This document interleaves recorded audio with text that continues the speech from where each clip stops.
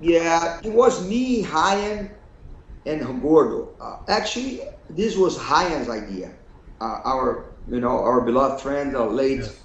friend Ryan Gracie. He called me one day and he said, "Look, Drac, I know you live, far from each other right now. I live in São Paulo, I live in Belo Horizonte, and Gordo lives in Rio, but I really think you have to put like an MMA team together. All my students, your students, and the Gordo students together to represent one team in MMA. Because you have such good talent, but if you compete like in separate teams, I don't think you're gonna do the noise that you should do in the MMA scene. It was back in like when Pride was big. Have like Japan was the number one place in MMA to be. The UFC was there, but it wasn't like not even 1/10 of what it is today. So he said, yeah, that's a great idea, and I agreed, and Gordo agreed, and we begin to think about a name, and we thought about a bunch of different names, and actually Gracie Fusion combined, I thought it was a great name. Um, and then actually we were kind of really pretty successful in the first endeavors that he had. I remember that my student Joaquim Mamute, he submitted Junior dos Santos right after that union. He was actually the only guy to finish Junior dos Santos to up to date. It was back in 2007, end of 2007. And, I remember that one of Hyan's students, Eduardo Pamplona, was doing a really good job too. He was winning some fights, and he went to the IFL. And of course, Gordo had like all these great guys like Babalu and Pede Shumbo and all these guys doing great too. So he was good. He begins to get us like great publicity, and it was a good thing. And man, like, I mean, in maybe 3 months, Hyan passed away. It was kind of like we got all this thing going, and then Hyan passed away like right after that. It was a big shock for us. Like we were friends since like, man, since I was like probably like 12 years old or 10 years old or something. So it was a big shock. We were like, even though we were like not talking in daily basis because you're living in different states and different lives, we're really close. Every time we got it, together, we were together and doing stuff, and talked on the phone, and it was a big shock for us, to be honest, and we really didn't know if it would make a lot of sense to have Ryan, the team without Ryan. But anyways, like before he died, I actually talked to him on the phone 2 days before he died, and it was crazy because one of the things that we talked was about that, to keep going, to keep pushing for that, no matter what. He didn't say, of course, that, oh, that's going to happen, but, the conversation was like that. And then me and Gordo, we did that. We kept going using the Gracie Fusion name for a while. But the truth is that without Ryan, man, it wasn't the same. I moved to the United States too, so there was another complication factor. I had to begin all my life here. I didn't know anybody, and I had to begin in school from ground zero. So of course I had a bunch of white belts. My students in Brazil still competed as Gracie Fusion, but I wasn't there.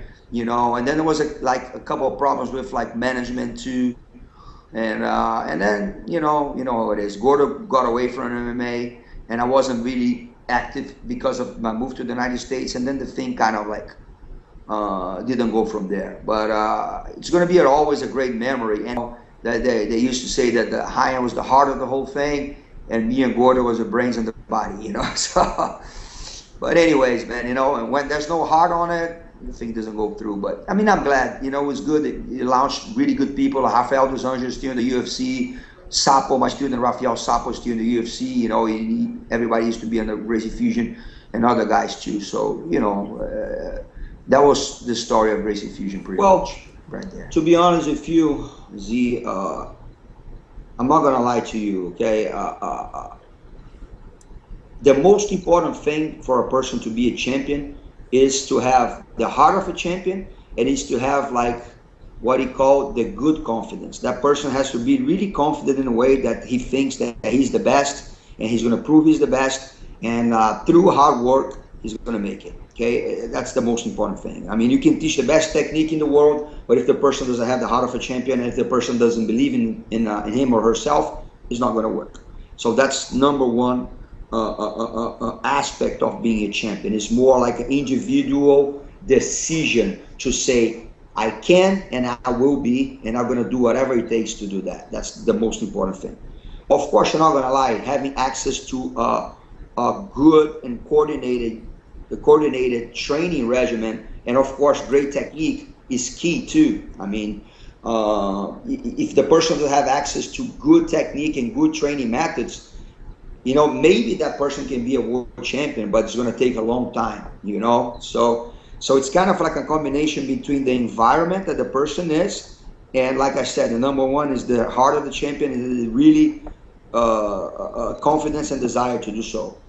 It's very important also that the training environment that a champion is, he has to be pushed all the time. You know, if the person simply kills everybody on the place that he trains without anybody that can give a little bit of trouble, it's not the ideal. That person normally won't get enough of training and enough of level of training to be a champion. So you have to make sure that the person is always pushed mentally and physically. And that's probably, you know, why I was kind of, you know, lucky to do that. I was an athlete for a long time, and I trained really, really hard. And my students saw how much I trained. I used to lead by example. Like when I competed, I was the guy who was training more at the gym, more than any of my students.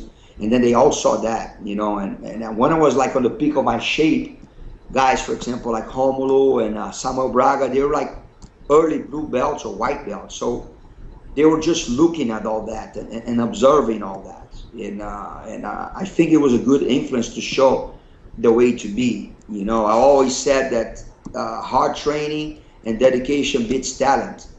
I always said that, and I think they recognize that. So again, an environment where they have a lot of tough people to train is actually very important.